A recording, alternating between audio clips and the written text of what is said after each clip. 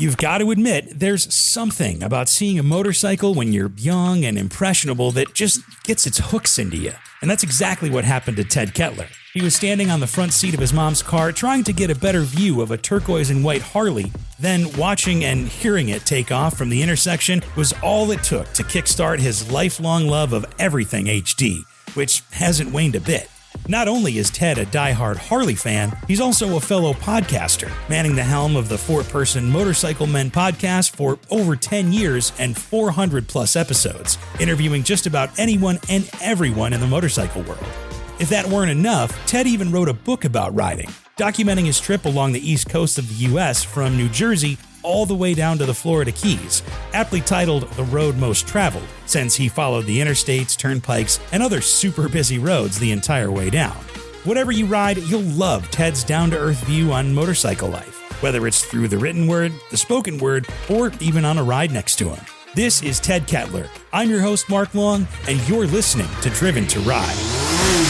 All right, Ted Kettler, you are on Driven to Ride. Thank you so much for being here. Hey, thanks for having me. I appreciate the invite, man. I really do. Yeah, this is great. Spoil it a little bit, a fellow podcaster. Always nice to have one there. Oh. And you sound great. Well, thank you. So thank you for that. I've got a face for radio. That's what they say. Don't we all? Which is really fun with the video part of the podcast. So everybody all the mystery is gone, you know. Pretty much. Yeah. So, but I'll let you have the floor. Can you tell me what most people know you for, or maybe what your claim, or in your case, probably claims to fame would be? Fame. Well, I am the host of the Motorcycle Men podcast. We just passed our 10th anniversary. We have now 426 episodes. Yeah, 426 episodes. And I like to call it a weekly, bi-weekly podcast, whereas we'll do bi-weekly shows. And then usually in between I do an interview show, but the past couple months have been difficult. So we have things going on in the family. So things have been kind of difficult. But yeah, generally we're a weekly podcast, very weekly. And that's it. I am also the, I don't know if you want to call it a host, but I have the Ride with Ted YouTube channel. That's my other thing. And I've recently published a book called The Road Most Traveled. So so that's if that's claims to fame, I guess that's what they are. Well, congratulations on 10 years in podcasting. Well, I mean, that's no joke. No, it's you know what? It's been 10 very fast years. I never would have imagined the podcast would have been still going in 10 years, but you know what? It's like a bad habit. You just can't give it up. Sure. And with your podcast, one of your co-hosts, I believe, is your brother. Actually, two of them are my brothers. I got two brothers on the show, and then we have a close friend on the show. Okay. So, I mean, it's basically like hanging out with family every week. Pretty much. You know, the thing is, like, I used to live in New Jersey. In fact, my brother Tim and I both lived in New Jersey. And of course, my brother Chris is still in New Jersey. And that is where our fourth co-host is, Justin. He's also in New Jersey. And I moved to North Carolina 3.5 years ago, and my brother Tim did as well. And so now the podcast is pretty much remote all the time. But it was so we got to see each other like all the time. And then of course now we do the podcast remote. So we generally talk to each other every single day anyway, whether it's because of the podcast, because we're just having conversations, or because we're gaming, you know. So we're always talking to each other, so it doesn't matter. Yeah. It's probably a little easier to keep up that way when you're kind of talking regularly anyway. Yeah. Oh, absolutely. You know, not that the conversations rarely ever revolve around motorcycles, but most of our conversations these days revolve around, you know, mom, because we've been having issues with mom right now. She's in and out of the hospital. So that's been keeping us pretty busy for the past couple months. Gotcha. Well, I'm sorry to hear that. Yeah. It's such is life, right?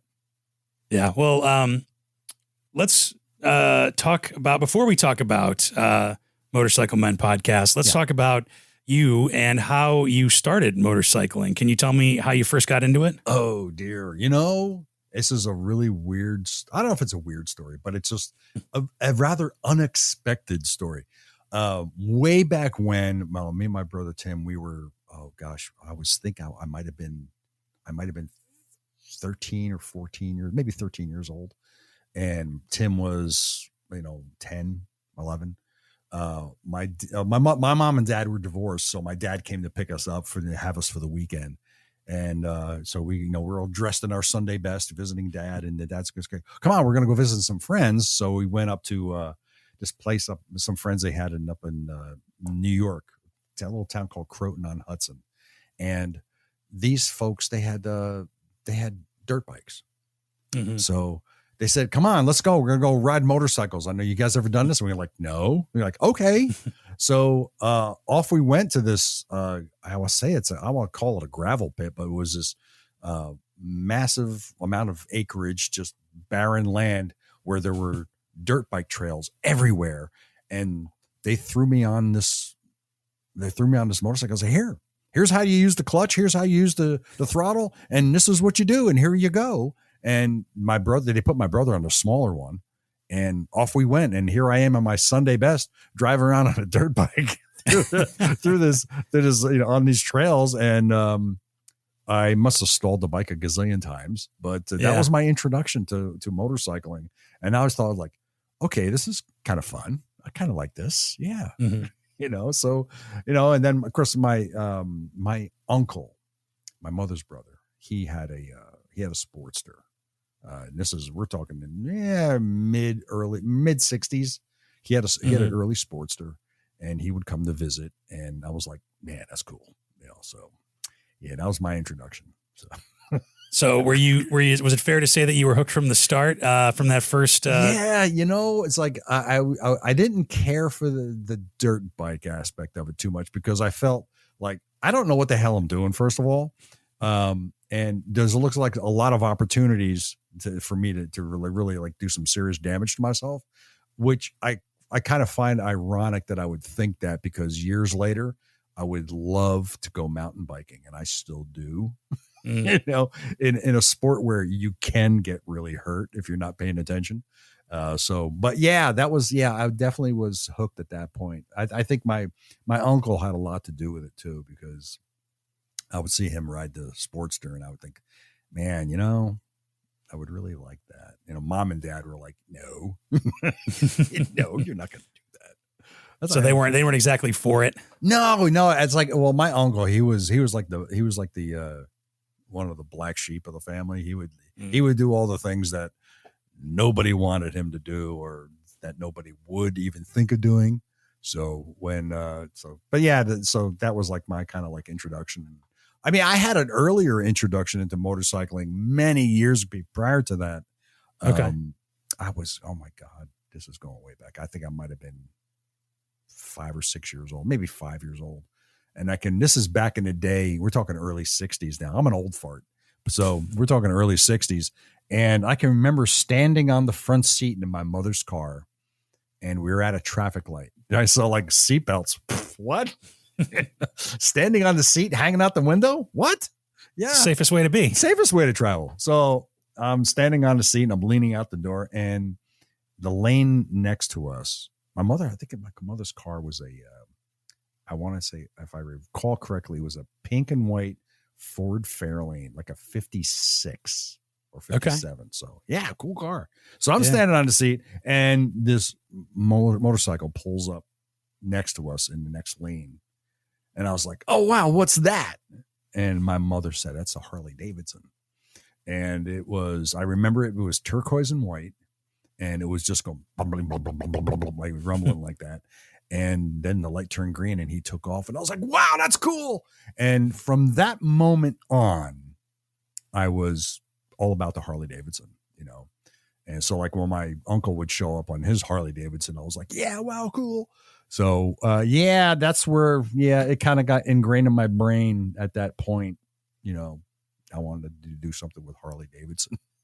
Yeah. Yeah. So, I mean, that's pretty instrumental. I mean, considering you've got, that childhood memory, and then you've got, the black sheep uncle, but who's probably also like the cool uncle, right? Because he was the cool uncle. He was the cool uncle. Absolutely. How did you first get introduced to street riding then? Well, it was that it was my uncle with that, but I mean, when I got my first, I don't know, riding on the road, I was in the Navy, and I wanted a motorcycle, and I wanted a Harley. As I got older from that moment with my uncle and all that, when I see him on his bike, as the years went by, not even going through high school, I wanted to get a motorcycle in high school. I wasn't allowed to, but eventually, when I joined the Navy. And I was stationed down in Guantanamo Bay, Cuba. And this is back when Guantanamo was an actual functioning military installation. I mean, it is now, but it was more so back then.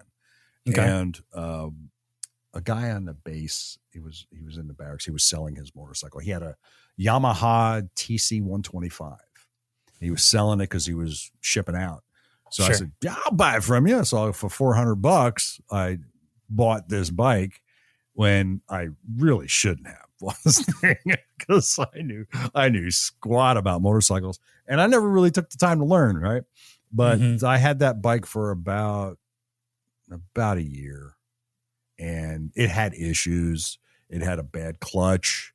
It had problems with the carburation, because that thing would stall out all the time. It was just sitting there. It was running really horrible, but I did what I could. I tinkered with it, and I ended up selling it for what I paid for it, months later. So that was that. I guess if you want to call that's my introduction to street riding, but I didn't even have a license. I didn't have an endorsement for motorcycle then. I didn't, I would just tool around on the base a little bit, locally around the barracks and stuff like that to go from point A to point B, but I wasn't really authorized to really actually ride it. So, but I didn't actually get my first road bike until many, many years later. I finally got my endorsement. Oh my God. It was like 12 years later. I finally got my endorsement after I was out of the service. I finally got my endorsement on a Honda Goldwing. Yeah. Wow. So from that point, then it was just me wanting to get, I had this dream of getting a Sportster. Back then you could get a brand new Sportster for like $3,500. Whoa. Yeah. Yeah. It's a little different now. That's way gone now.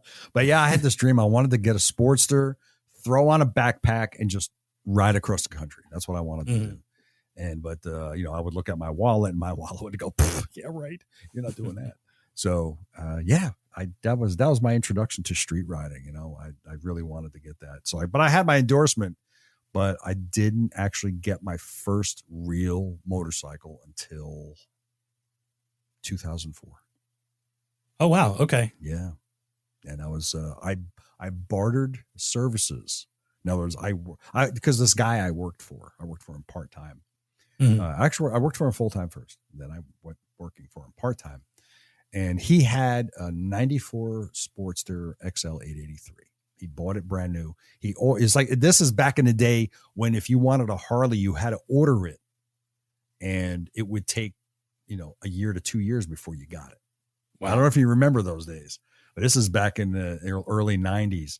So he ordered this Sportster, and like almost 18 months later, they said, your bike is in, and he went and got it. So, and I was like, wow, this is, okay, great, man. It's a good looking bike. It was really cool. And he rode it sparingly at best. Okay.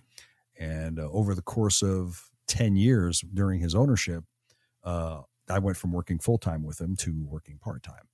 And then I was working part-time in the office one day, and every time I would come in, I say, how's the Sportster? He goes, oh, it's got a flat, the battery's dead, or the lights aren't working, or whatever.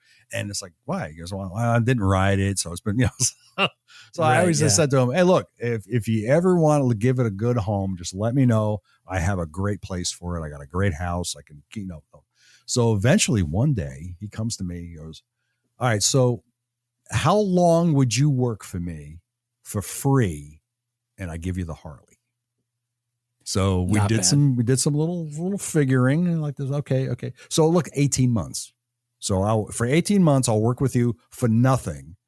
And I was working with him like 3 days a week for on average about 3 or 4 hours of time.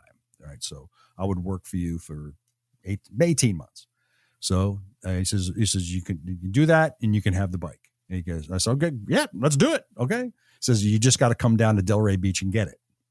So I drove, so I said, cool beans. And, we came up with a deal. And then I got in my truck and my pickup, and I drove down to Delray Beach, picked up the Sportster, brought it back to New Jersey, and then immediately dropped it off at the Harley dealer and told them service it and fix it, whatever's wrong. And it wasn't much, really. It was just the battery, and it had to be just given, tuned up, basically. And that was it. Mm-hmm. And then I had that bike for 10 years.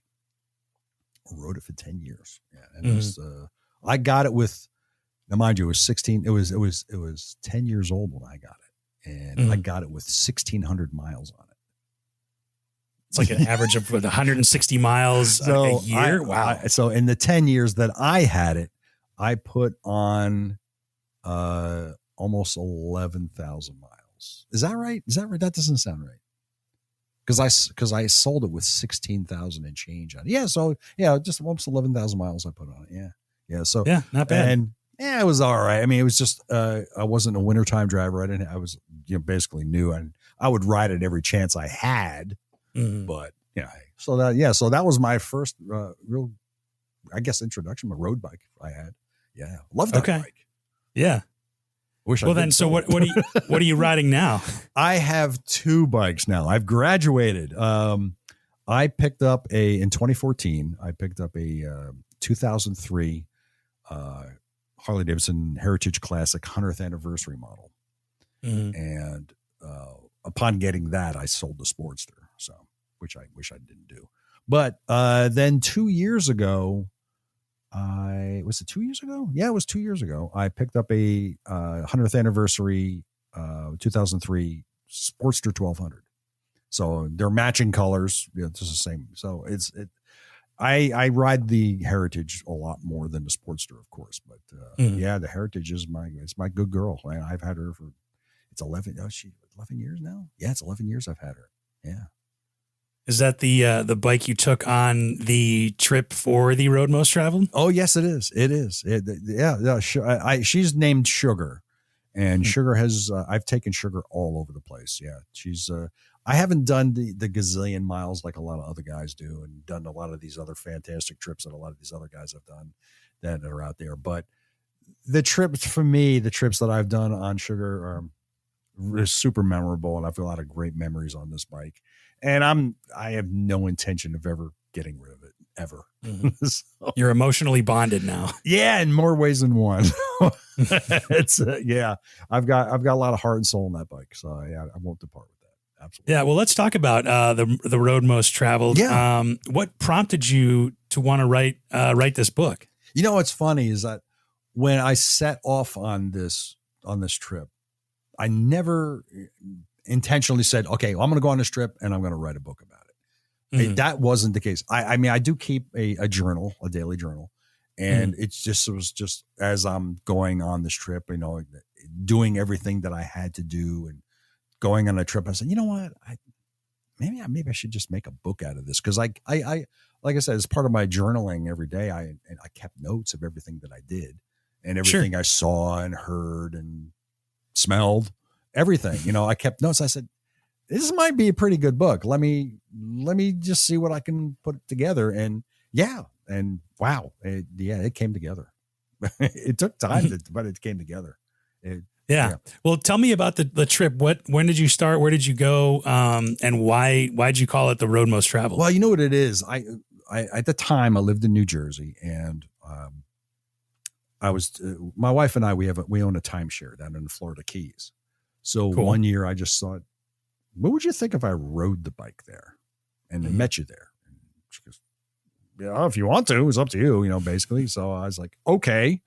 There was a series of misadventures that led up to it. I mean, when I first had the notion to ride down, very shortly thereafter, I had a major, not a accident or anything, but the bike needed a major overhaul.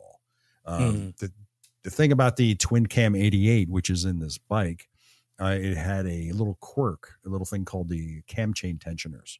I don't know if you're familiar with the twin cam 88, But with the twin cam 88, these little plastic cam chain tensioners that basically kept the bike timing in check. The flaw would be that they would get ground down to nothing, and then the timing and everything would just go haywire. And in some cases, pieces of the plastic would get caught in the oil path and cause the engine to seize in some cases. So this was a condition that Harley didn't realize until after a couple thousand bikes had to start rolling in with engine failures and problems like that. It would happen anywhere between 5,000 and, maybe 50,000 miles. This would happen. So, as I explained in the book, one day I started hearing this noise and I was like, what's this noise I'm hearing now?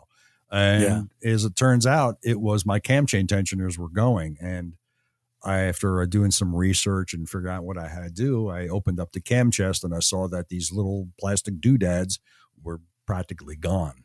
So I knew that this had to get fixed. Interesting thing about it, it's for the trained professional. I'm told that you can do this in 3 or 4 hours, done on the lift and off. Right? I'm not a trained professional. So, I actually, I wanted to just like give it to a deal. Said, please fix it, but I just didn't have the money for that. So what I ended up doing was I educated myself. I bought tools. I did everything I had to do, and I did the work myself. Wow. And it's funny because I got some of the replacement, and I tell the story about this in the book, what led up to everything.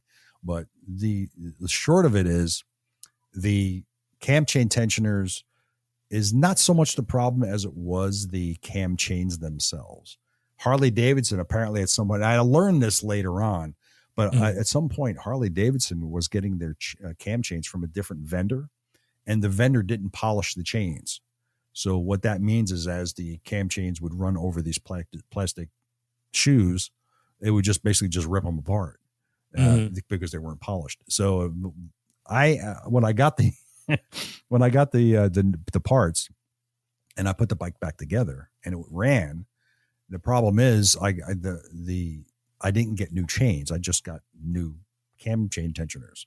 And eventually what happened was, even despite the fact that I got the new tensioners within 2,500 miles of it, even after I fixed it, 2,500 miles later, they failed again.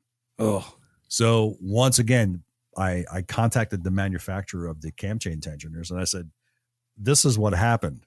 And you just sent me these brand new parts. And Hard Drive, the company that sent them to me, they said they wanted to make it right.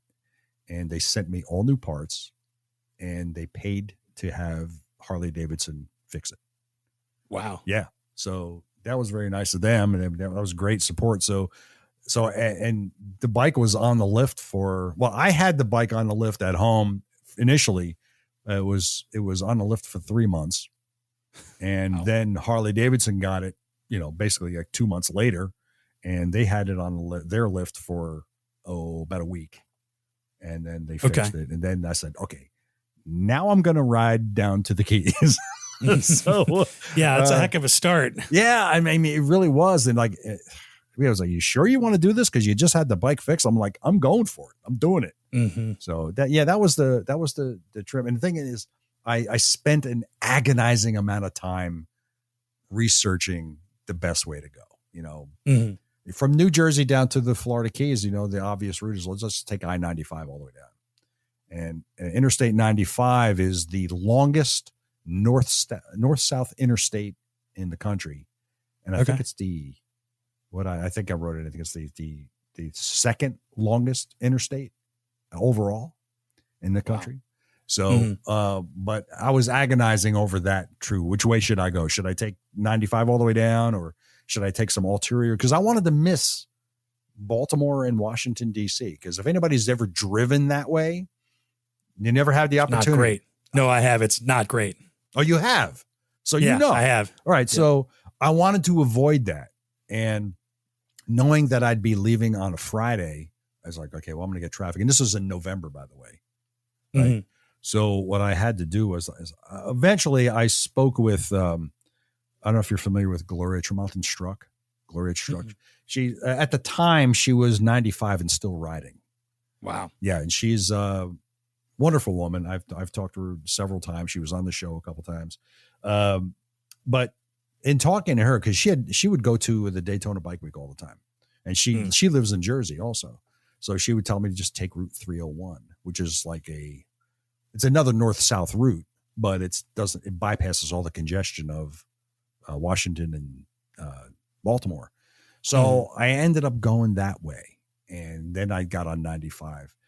And I tell you, you don't, if you ride, that you're going to encounter other people in cars. You're going to encounter trucks. You're going to encounter every kind of driver from all walks of life out there.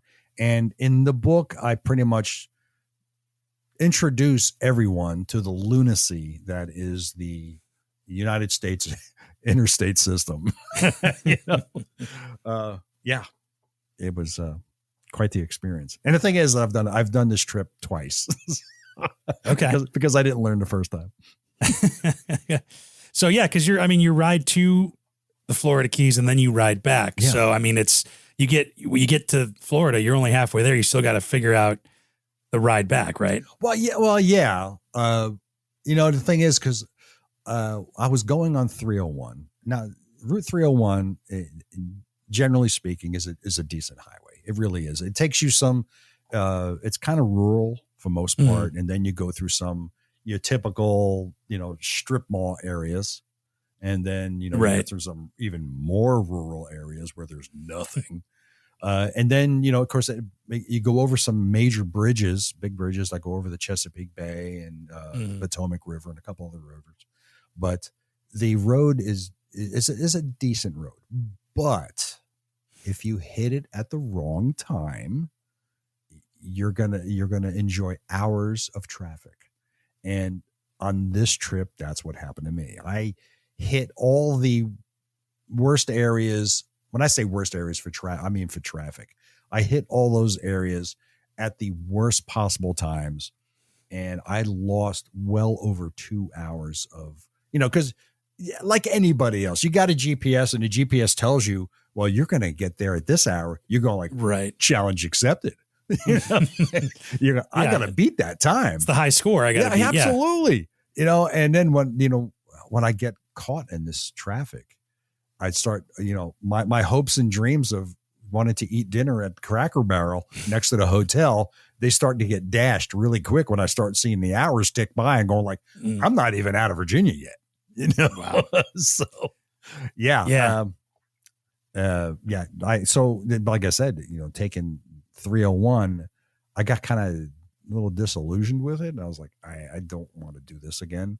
And when I made my plans for the return trip, because I'm an idiot in this way, I got to break out the GPS, I got to break out the laptop, and I go like, okay, which is the best way to go?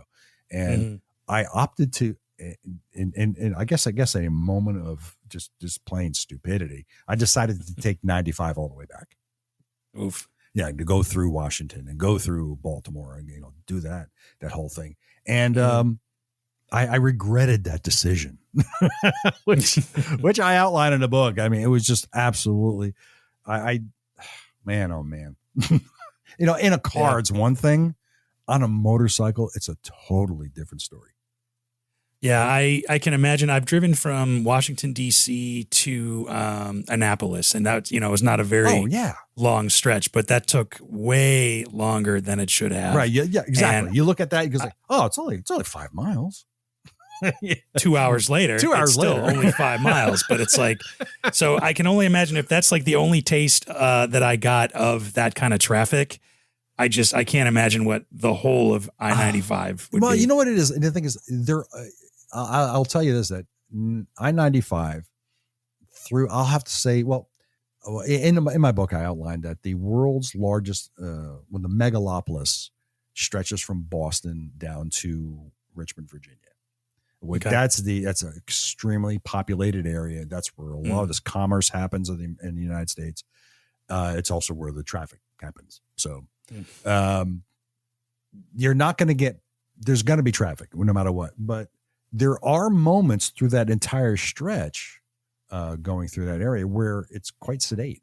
You know, you can put your feet up on highway pegs and just cruise. Well, maybe not in November you can, but once you get past a certain point on I-95 going south, it's a breeze. It really is. You can really zone out, and which I did several times on there.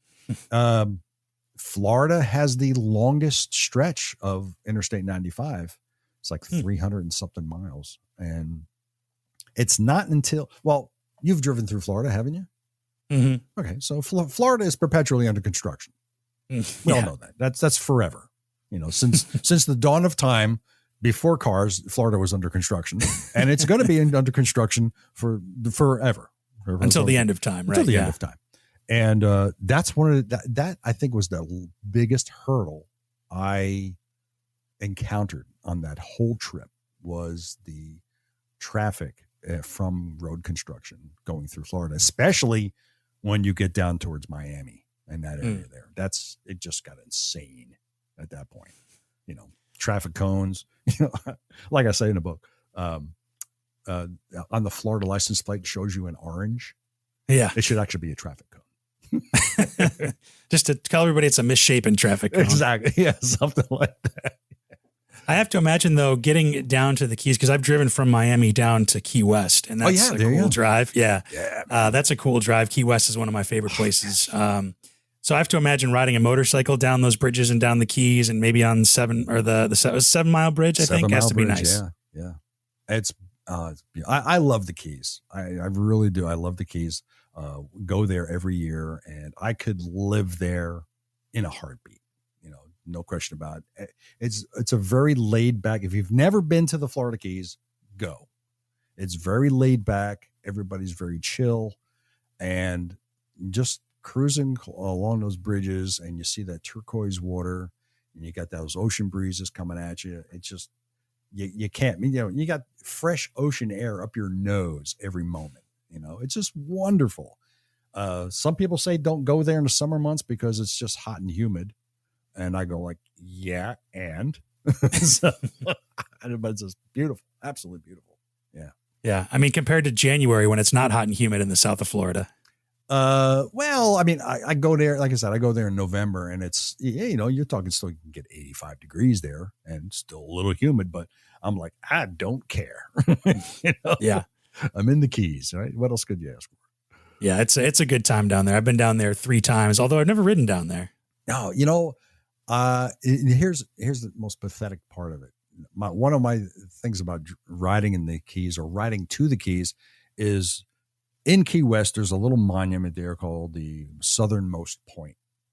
And I just wanted to get there. And also there's also the 0 mile marker for US 1 is also there in Key West. And I wanted to just get that memory of having my bike there and having the photograph and all that. And I have yet to make it there. I've ridden. Well, you got to wait in line. What's that? You have to wait in line, because there's like a line of like a dozen people that want to take a picture at the southernmost and all that. What's great about a motorcycle is you can just park right on the side of the street and you just take a picture with that thing in your background and you're good. Fair. The same thing with the 0 marker. You can do the same thing. But all these trips down there, twice on a motorcycle, and I've never done that. I just like, what's wrong with me? Got to do it a third time, I guess. I guess it's going to have to be a third time. Yeah. Well, let's shift gears a little bit and talk about the Motorcycle Men podcast. Yeah. How did you start that, and what made you want to start it? Almost 10 years ago now. Well, you know what it was is I was listening to a lot of podcasts back, 10 years ago. I was listening to Pace podcast, Motorcycles and Misfits, Cleveland Moto, among others. And I'm not going to say they were hating on Harley-Davidson, but the impression was they didn't care about cruisers or they didn't like the Harley community much. And I was like, this is kind of unfair, because we're not all idiots and jerks and, like all that. So I decided, I'm going to start a podcast and we're going to talk cruisers and we're going to talk Harley-Davidsons, and just that was the intended plan, So yeah, that's your niche. That was the thing. So I asked my brothers if they'd be interested in participating in this. And for the first 3 years, that's what we did. We tried to talk motorcycles and Harley-Davidsons and all that. We'd end up talking about everything but, we'd veer off into topics on lighthouses and whatever. But then 3 years in, I asked Justin, who actually worked at Harley-Davidson at the time. I asked him if he'd be interested in being part of the podcast, and he said yes. So then we became a foursome, and we just been having a good time doing it. It's been a lot of fun, so that's, did I have intentions of it being, to compete with anybody? No, it's not about competing at all. It's just about doing something different. And we were doing something different. We are doing something different, Yeah. You found kind of your niche where you wanted to be, when people weren't talking about, and you decided I'm going to do that. Yeah, exactly. And we have, we're not skilled mechanics. We don't, know all the ins and outs of everything. And me and Justin know just enough to be dangerous with tools that we can, build a bike and rebuild a bike. But we're not out there giving, experienced advice to anybody, but we're just having fun doing what we're doing. We're all about the entertainment. We just want to entertain our audience and just have fun. That's pretty much what we do. Yeah. What's the biggest compliment that you've gotten from either a listener or somebody that's tuned into your podcast? Everybody that I get compliments from, they're telling me that they like listening to our podcast because it helps them get through a tough time or a tough day, because they might be having some adversity or something in their life that's going on, and they tune into us because they brighten their day. We brighten their day. We make them laugh. And I like that because, like I said, we're not trying to teach anybody anything new or just give any kind of advice. We want people just to be happy and smile. If we get somebody to laugh, then mission accomplished. That's it. But, everybody, one of the things somebody once said to me says, listening to your podcast is like sitting around in the bar and listening to your buddy's bullshit for 90 minutes. And I'm like, thank you. And that's basically what it's all about. And, hey, like I said, if we can make people laugh and make somebody smile or brighten somebody's day, mission accomplished. Yeah. Well, that would keep me going for almost 450 episodes. That's a lot, man. Yeah, dude. Oh my God. What keeps you going, for, that amount of time? I mean, that's like you said, over 10 years or just over 10 years now. And, it's for me, look, it's not, you and I both know that the podcast dollars aren't rolling in, right? It's something I enjoyed. It's a labor of love more than anything. And I enjoy doing it. I couldn't be a disc jockey, a radio jock. I couldn't get on a radio. So this is it. This is the closest I'm going to get. And I enjoy doing it. It's a lot of fun. I get to talk to a lot of great people.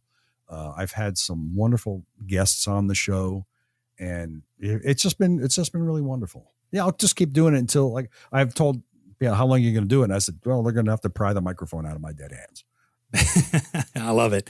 Yeah. I mean, there's so many cool people in the motorcycle world to talk to. And I mean, you could talk to people multiple times and get different stories or catch up with them and what they're doing. I mean, there's always people doing cool stuff in the motorcycle world. Oh yeah, absolutely. I've talked, like I said, I talked to Gloria Struck, a historic figure. She's in the Motorcycling Hall of Fame in Sturgis. Wow. She's one of the founding members of the Motor Maids Motorcycle Club.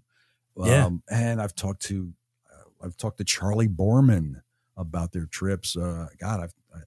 Everybody. I've talked to so many manufacturers, business professionals, and comedians and clowns.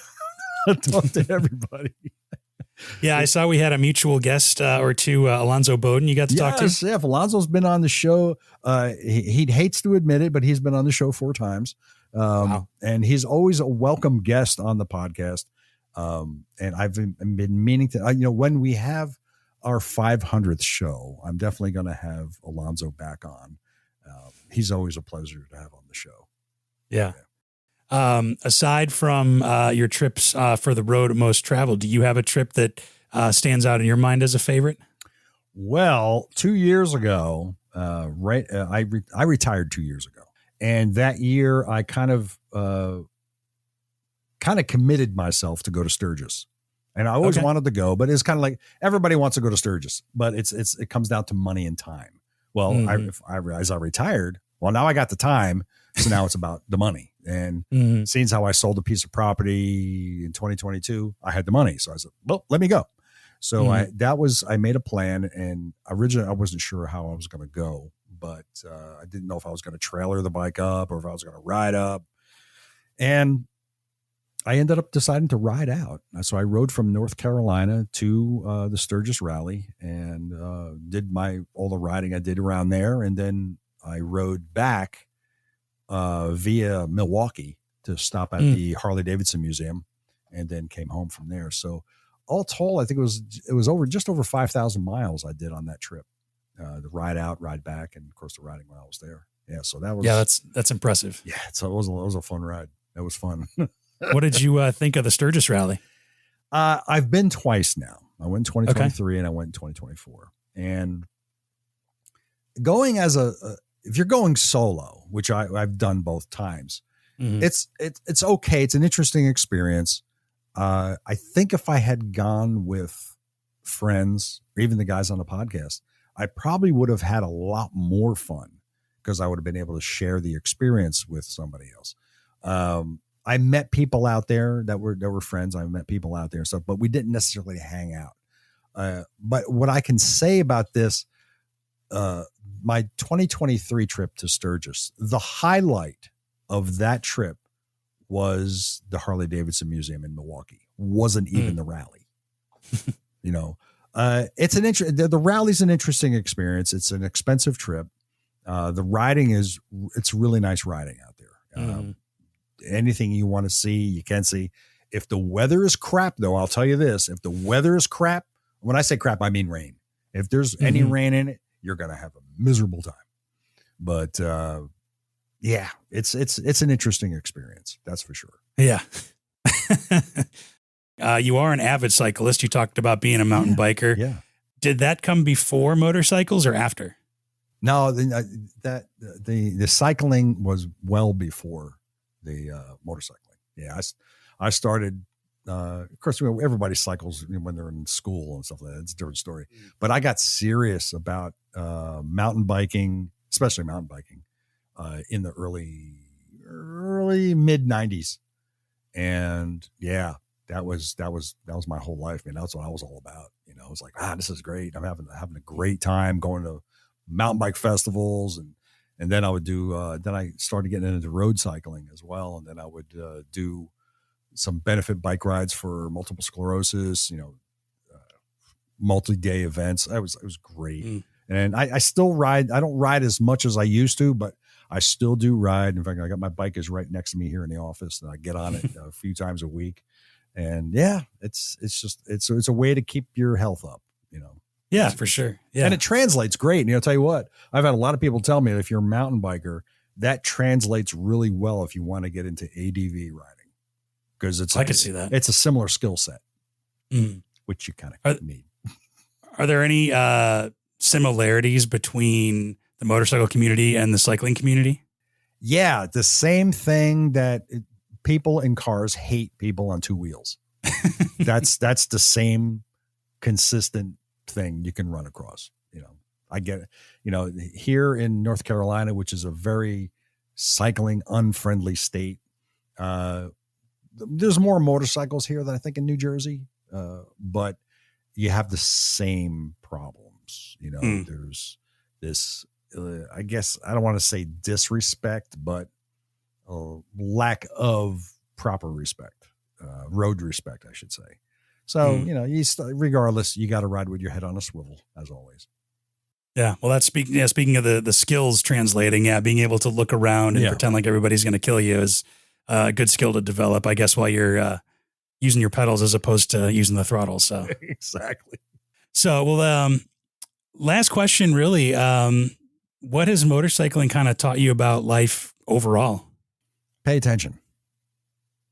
That's pretty much it. Pay attention to your surroundings. Life is more than just go to work and go home, because I grew up in that actual mindset, which was, it's kind of depressing when you think about it. The mindset when I was growing up was go to school, get a job, die. That was the mindset. And, go to work and just, do your job and, mind your own, minding your own business was a big thing too. But with motorcycling, it opens up your horizons a little bit more. It's to look around you, to see what's going on, to pay attention, because paying attention is very important when you're on a motorcycle. Because if you don't pay attention, you can end up very dead. So, that's what I've learned a lot about from motorcycling is it's a big world, and pay attention. I love it. Well, Ted, thank you so much for being here and spending some time. Tell us where we can find the book. Tell us how we can listen to Motorcycle Men podcast and how we can find you. Okay. The Motorcycle Men podcast is available on all streaming services, be it Spotify, Apple iTunes, whatever. It's what's it? What's it called? Anyway, whatever. But anyway, wherever you listen to podcasts, just search Motorcycle Men and we're there. Then I have my Ride with Ted YouTube channel. I generally try to put out one video a week. I've been kind of lax with that the past few weeks because of family issues, but new videos are coming. There's that. And of course, the book is available on Amazon and paperback and in ebook. And of course, the audiobook is available on audible.com. You can find links to get the book on the Motorcycle Men website, which is motomenpc.com. And of course, you can really get links to it pretty much in any one of our shows too. And you narrated the audiobook, right? I narrated the audiobook as well, which was fun in itself. Cool. Well, Ted, thank you again. And I'm sure we'll talk again soon. Yes. Thank you very much. I appreciate being on your show, man. Thank you. Thanks for listening to Driven to Ride. Interact with us and check out full unedited conversations, photos, interviews, video interviews, plus other goodies on YouTube or Instagram at Driven to Ride Podcast. Or you can check us out at driventoridepodcast.com. And make sure you leave us a rating and review from wherever you get your podcasts too. If you have an idea for an episode or a guest, or you want to invite us out on an adventure, email us hello@driventoridepodcast.com. Driven to Ride is wholly owned by Flint Rock LLC, made possible with help from Matthew Miles, and written, hosted, and produced by me, Mark Long. We'll see you out there.